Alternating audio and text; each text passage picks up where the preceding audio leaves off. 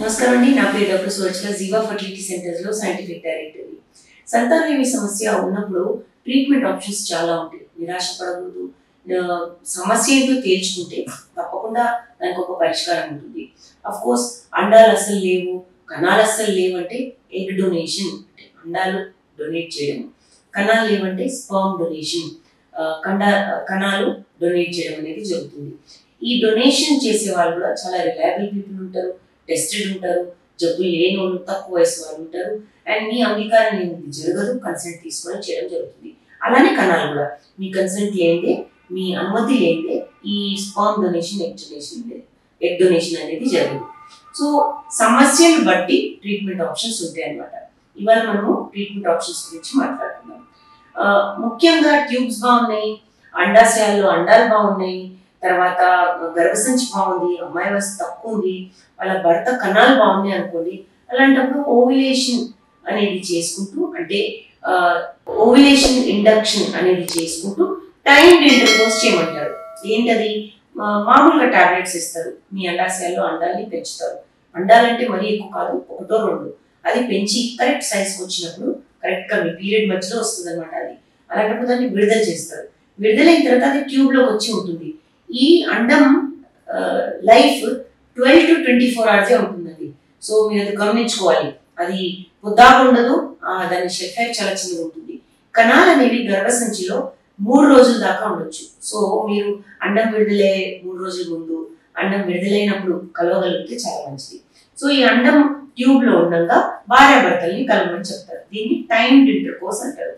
అంటే మామూలుగా ఏంటంటే ఎప్పుడు విడుదలైంది తెలియదు కదా. సో ఓవ్యులేషన్ ఇండక్షన్ ఏంటంటే మనమే పెంచుతున్నాము, మనమే విడుదల చేస్తున్నాం కాబట్టి ఎప్పుడు కలవాలనేది కూడా మీ డాక్టర్ మీకు సలహా ఇవ్వడం జరుగుతుంది అన్నమాట. Next ovulation induction and IUI. ఇందులో ఏంటి? ఇవే టాబ్లెట్స్ ఇస్తారు, ఈ అండం పెంచుతారు, మళ్ళీ ఒకటో రెండో తప్ప ఎక్కువ మెడికేషన్ ఇవ్వకూడదు. ఎందుకంటే మన గర్భసంచిలో ఒక బేబీ కోసమే స్పేస్ ఉంటుంది, రెండోది అతి కష్టం మీద, మూడోది చాలా కాంప్లికేషన్స్ ఉంటాయి. సో మీరు ఎప్పుడు ట్విన్స్ అవ్వాలి, ట్రిప్లెట్స్ అవ్వాలని కోరుకోకూడదు. యాక్చువల్లీ ఏంటంటే ఒక హెల్తీ బేబీ అయితే చాలు. సో ఈ ఐయుఐలో ఏం చేస్తారు? అండం పెంచుకొని దాన్ని విడుదల చేసి ట్యూబ్లో ఉన్నంగా భర్త స్పర్మ్స్ తీసుకొని, కణాలు తీసుకొని దాన్ని ప్రాసెస్ చేస్తారు. ప్రాసెసింగ్ ఏంటంటే లాబొరేటరీలో చేసే ప్రాసెసింగ్ చాలా సింపుల్, ఒక గంటలోనే చేసే ప్రాసెసింగ్. ఆ కణాల నుంచి బాగున్న కణాలే తీసుకుంటారు.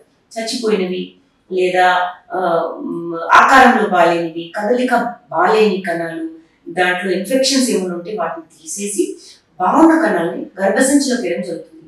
మామూలుగా ఏంటంటే భార్యాభర్తలు కలిసినప్పుడు వీర్యం అనేది బయటే ఉండిపోతుంది, కణాలు అనేవి సర్విక్స్ నుంచి పైదాకా వెళ్తాయి అనమాట. ఐయుఐలో మనం ఏం చేస్తున్నాము? వీర్యం తీసుకోము, ఈ కణాలు, అది కూడా బాగున్న కణాలే తీసుకొని గర్భసంచిలో వేస్తున్నాం. కాబట్టి డిస్టెన్స్, అంటే కణాలకి అండంకి డిస్టెన్స్ అనేది తగ్గిపోతుంది. సో ఈ కణాలు అనేవి తొందర చేరగలుగుతాయి అండం దాకా, ఫలదీకరణం తొందరగా అవుతుంది అనమాట. సో ఈ ఐయుఐ పద్ధతి వల్ల మీ సక్సెస్ రేట్ 0 ఉందనుకోండి, ప్రస్తుతానికి ఐయుఐ వల్ల 15 to 20% అయ్యే అవకాశాలు ఉంటాయి, అంటే 20% దాకా పెరగచ్చు. సో మంచి ట్రీట్మెంట్, తక్కువ మెడికేషన్, తక్కువ కాస్ట్, తక్కువ టైం, తక్కువ ఇన్వేజివ్ అంటాం, అంటే ఎక్కువ మీకు అనెస్థీసియా లేదా గుచ్చడం, పొడవడం అవన్నీ ఉండవు అనమాట. కాకపోతే కొన్నిసార్లు రెస్పాన్స్ బాగాలేకపోతే ఇంజెక్షన్స్ ఇవ్వడానికి తప్పదనమాట. ఈ ఇంజెక్షన్స్ ఏంటంటే హార్మోన్స్, మీ బాడీ ఆల్రెడీ ప్రొడ్యూస్ చేసే హార్మోన్సే, కొంచెం డోస్ ఎక్కువ ఇస్తాం అనమాట. Next treatment IVF, in vitro fertilisation.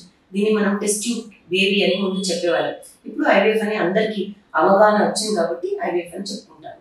ఐవిఎఫ్లో ఏంటంటే ఇంజెక్షన్స్ ఎక్కువ ఇస్తారు.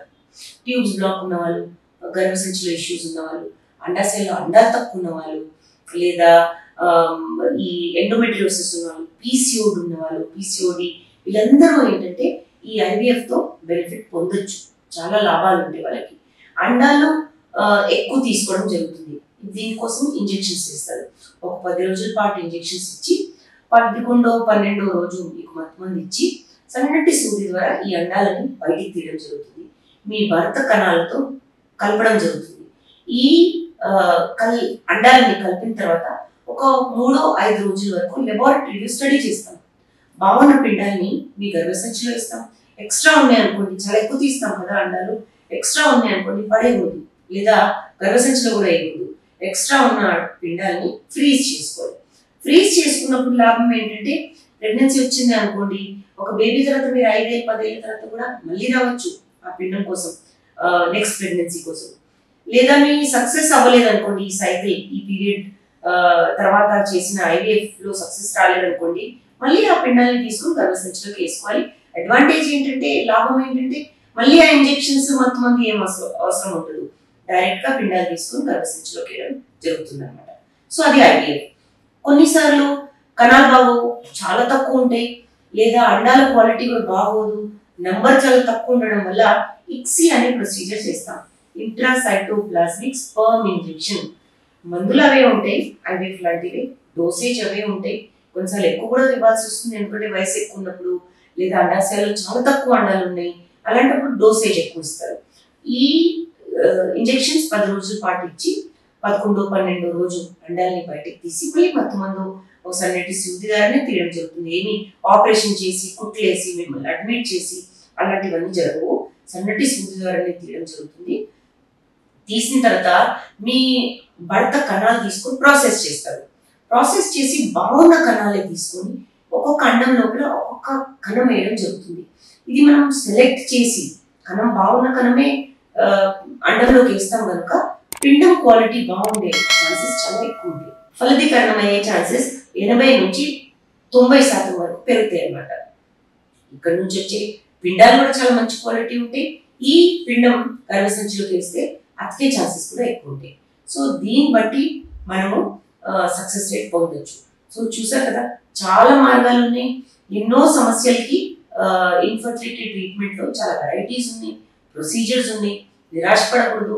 మీరు ఏంటంటే సమస్య ఏంటో కనుక్కోవాలి first. So diagnosis, infertility specialist ఏం చేస్తారంటే అసలు ఏంటి సమస్య అని తేల్చిన తర్వాతనే మిమ్మల్ని ట్రీట్మెంట్ ఆప్షన్ లోకి వేస్తారు. 30 కన్నా తక్కువ వయసు ఉన్న వాళ్ళకి మరి వెంటనే IVF ICSI చేసేది. సమస్య ఏంటో తేల్చుకున్న తర్వాత మామూలుగా టాబ్లెట్స్ ఇచ్చుకుంటూ టైం డెంటర్ కోసం అనే అది చేయమంటారు, లేదా IUI చేసుకోమంటారు. ఇవన్నీ వర్కౌట్ అవ్వకపోతే IVF గురించి ICSI గురించి మాట్లాడతారు. 35 కన్నా ఎక్కువ, 40 కన్నా ఎక్కువ ఉన్న వాళ్ళలో అండాశయాలు తక్కువ ఉంటాయి కాబట్టి ఎక్కువ టైం వేస్ట్ చేయకూడదని IVF ICSI సలహా ఇవ్వడం జరుగుతుంది. అఫ్ కోర్స్ డెఫినెట్ గా అన్ని ఏంటంటే మీ అనుమతి లేకుండా ఈ ట్రీట్మెంట్ ఆప్షన్స్ చేయకూడదు, చెయ్యము. కాబట్టి మీరు ఈ డాక్టర్తో డిస్కస్ చేశాకనే ఈ ఆప్షన్స్ ని సెలెక్ట్ చేసుకోవడం చాలా మంచిది. వీటి గురించి ఇంకా వివరాల కోసం తప్పకుండా జియో ఫర్టిలిటీ సెంటర్స్కి ఇచ్చేయండి.